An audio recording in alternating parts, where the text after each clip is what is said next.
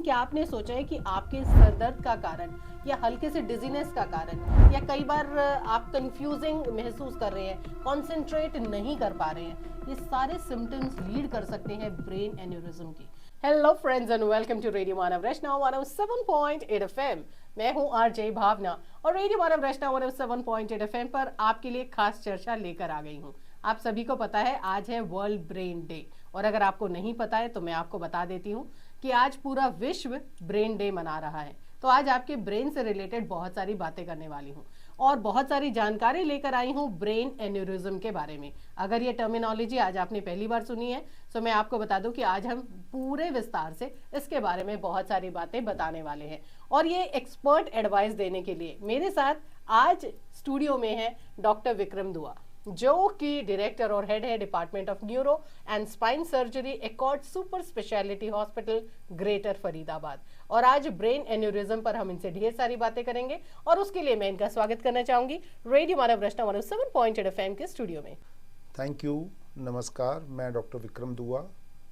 So doctor साहब, पहला सवाल, ब्रेन एन्यूरिज्म, ये टर्मिनोलॉजी बहुत सारे लोगों ने शायद कभी सुनी भी नहीं होगी। सो मैं आपसे जानना चाहती हूँ कि क्या है ये ब्रेन एन्यूरिज्म और दरअसल इसके सिम्टम्स क्या होते हैं।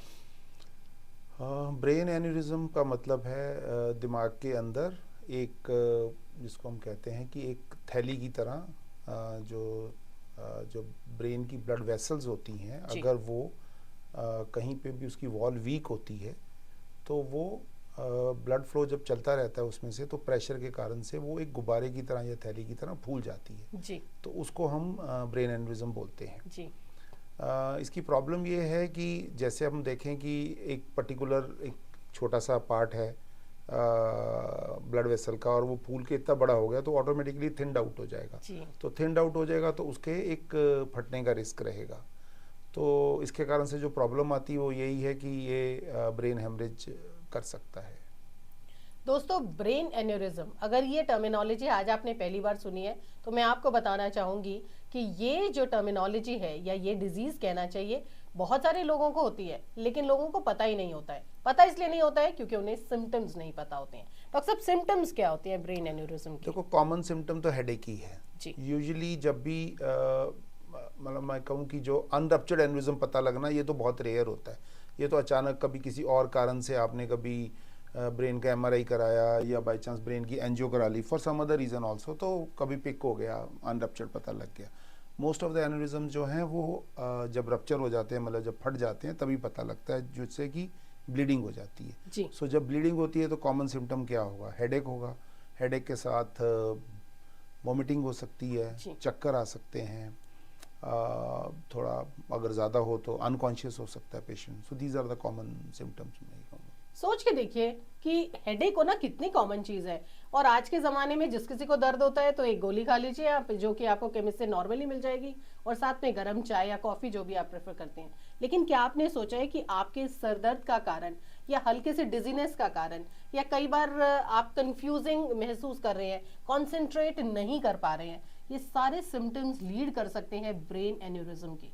अब आप इमेजिन करके देखें ना कि आप बैलून में जब हवा भरते हैं और आप उसमें एक्सेसिव हवा भर दें तो उसकी जो वॉल्व है वो कितनी थिन हो जाती है। बिल्कुल ऐसे ही हमारी ब्रेन की नसें हो जाती हैं। और सोच कर देखिए, अगर ऐसा आपके ब्रेन में हो रहा है तो ये कितना घातक हो सकता है। इसके बारे में बहुत सारी बातें कर रहे हैं। डॉक्टर साहब, अब मुझे बताइए कि हमने एक ही टर्मिनोलॉजी सुनी है, ब्रेन स्ट्रोक, और उसमें हमें ये पता है कि हमारे ब्रेन की जो नसें होती हैं उनमें से अगर ब्लड क्लॉट हो गया है वहां पर तो वो स्ट्रोक हो जाता है। तो क्या ये ब्रेन एन्यूरिज्म स्ट्रोक से अलग है?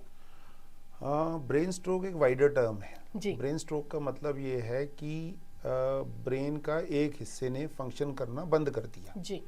अब उसका मोटा मोटा कारण क्या हो सकता है? एक तो ये है कि जो ब्लड सप्लाई है ब्रेन की वो ब्लॉक होगी कहीं पे, जिसको लोग जनरली बोल देते हैं क्लॉट आ गया ब्रेन में, जिसको हम बोलते हैं कि ब्रेन का इन्फार्क्ट हो गया because of lack of blood supply. Means एक ब्लड वेसल बंद हुई, उसके कारण से ब्लड नहीं गया, तो उसके कारण से वो हिस्सा डैमेज हो गया। This is a type of brain stroke, जिसको हम बोलते हैं कि इस्कीमिक ब्रेन स्ट्रोक बोल देते हैं या इन्फार्क्ट बोल देते हैं, जनरल लोग उसको क्लॉट बोल देते हैं।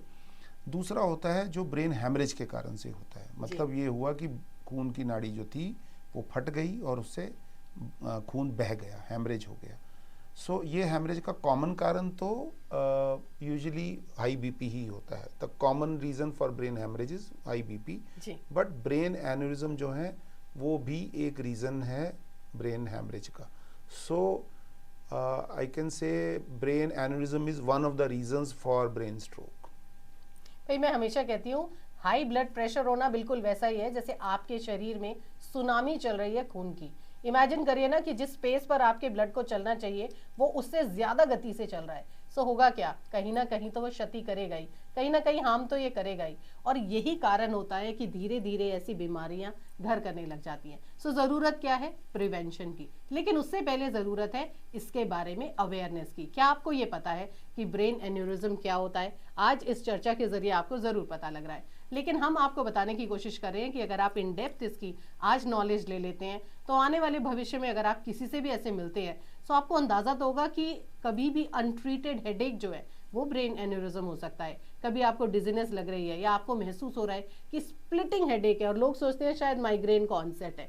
सो ये सारी चीजें जाननी बहुत जरूरी है। डॉक्टर साहब, रीजन क्या होता है ब्रेन एन्यूरिज्म का? मतलब एक तरफ आपने कहा कि हाई ब्लड प्रेशर, लेकिन इसके अलावा हाई ब्लड प्रेशर तो मुझे आज की डेट में लगता है हर तीसरे इंसान को है।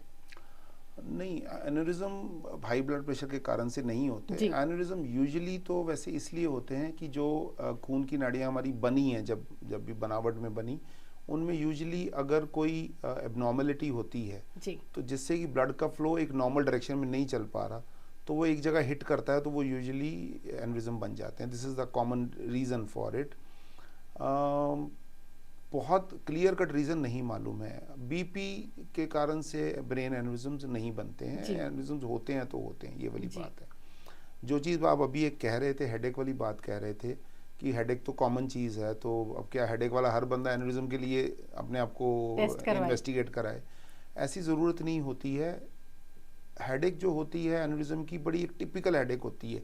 जब हम पेशेंट से पूछते हैं सिर दर्द का कि ऐसा सिर दर्द कभी हुआ, सो ऑलमोस्ट सबको पता होता है कि ऐसा सिर दर्द कभी नहीं हुआ। और ज़्यादातर लोग ये कहते हैं कि मेरे को ऐसा सिर दर्द हुआ कि जैसे सिर के अंदर बॉम्ब ब्लास्ट हो गया हो। इतना ज़ोर से हेडेक होता है और एकदम से चक्कर आता है और कई बार वोमिटिंग हो जाती है। अगर ऐसा कुछ हो रहा है और ये हेडेक फिर चल रहा है अगले 2-3-4 दिन तक, तो इन्वेस्टिगेट करा लेना चाहिए। ऑल्दो इनमें से कुछ माइग्रेन भी हो सकते हैं, बट लेकिन मेरे को लगता है कि जो एक सीरियस चीज़ है उसको रूल आउट करना ज़रूरी है। जी। सो ब्रेन एन्यूरिज्म के बारे में हम बहुत सारी बातें बता रहे हैं, लेकिन मैं अब ये जानना चाहूँगी, क्या हम इसे एक कॉमन डिजीज़ कह सकते हैं, कॉमन प्रॉब्लम कह सकते हैं, या ये बहुत रेयर है? दोनों के बीच में कह सकते हैं हम लोग। बहुत कॉमन भी नहीं है पर बहुत रेयर भी नहीं है। So we keep seeing patients on an average. अगर माने तो मंथ में ऑन एन एवरेज हम 4-5 पेशेंट्स देख लेते हैं अंदाज़न जिनको। जी। डॉक्टर साहब, ट्रीटमेंट क्या होता है? मतलब अक्सर हमने ये देखा है कि इस प्रकार की ब्रेन की जितनी भी प्रॉब्लम्स आती हैं उनमें अक्सर सर्जरी एक तरीका होता है। सो ब्रेन एन्यूरिज्म के किस्से में हम क्या कहेंगे?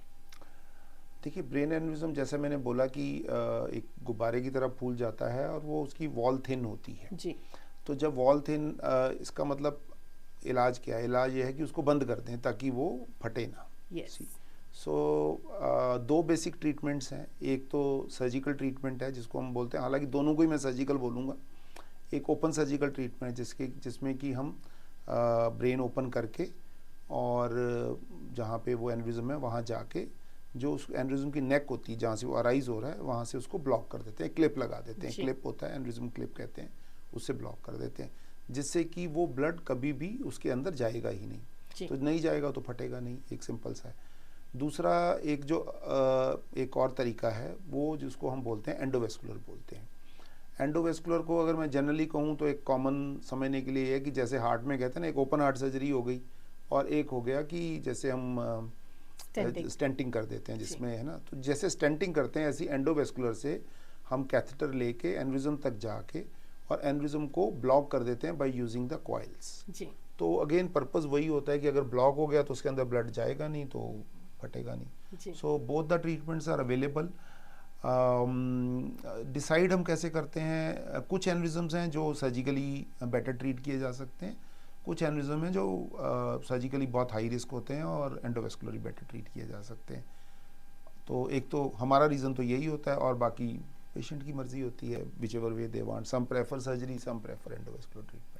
डॉक्टर साहब, एन्यूरिज्म की हम बात कर रहे हैं तो पेशेंट को सबसे पहले ये लगता है कहीं मुझे तो नहीं हो सकता है, और ऐसे में जैसे आपने कहा कि ये तभी डायग्नोज हो पाता है, इन्वेस्टिगेट हो पाता है जब आप किसी और चीज़ के लिए कोई टेस्ट करवाने आए या एमआरआई करवाए या किसी भी प्रकार का इन्वेस्टिगेटिव प्रोसीजर आपने करवाया है। अगर हम एन्यूरिज्म की बात करें तो इसके होने के बाद क्या हमारी बॉडी पर कोई इमीडिएट इफेक्ट पड़ता है, या हमें इमीडिएटली ये पता लग सकता है कि ये एक कारण है, डिस्पाइट कि आपने कहा कि एक स्प्लिटिंग हेडेक होता है? अनरप्चर्ड के लिए कह रहे हैं? जी, नो, अनरप्चर्ड तो ऐसे ही पिक होते हैं, बाय चांस पिक होते हैं, प्रिवेंटिव हेल्थ चेकअप से ही पिक होते हैं। पर प्रिवेंटिव चेकअप मतलब कोई बाय चांस किसी कारण से आपने ब्रेन का एमआरआई कराया जी। या ब्रेन की एंजियो हो गई तो पता लग सकता है, अदरवाइज नहीं पता चलता। सोचिए दोस्तों, एक ऐसी बीमारी जो कि जब तक फटेगी नहीं तब तक आपको पता नहीं लगेगा, लेकिन जब तक आपके शरीर में है वो एक खतरा बनी रहती है। डॉक्टर साहब, एक बड़ा अहम सवाल जो पूछना जरूरी है, क्या ये जानलेवा हो सकती है? यस, हो सकती। It depends on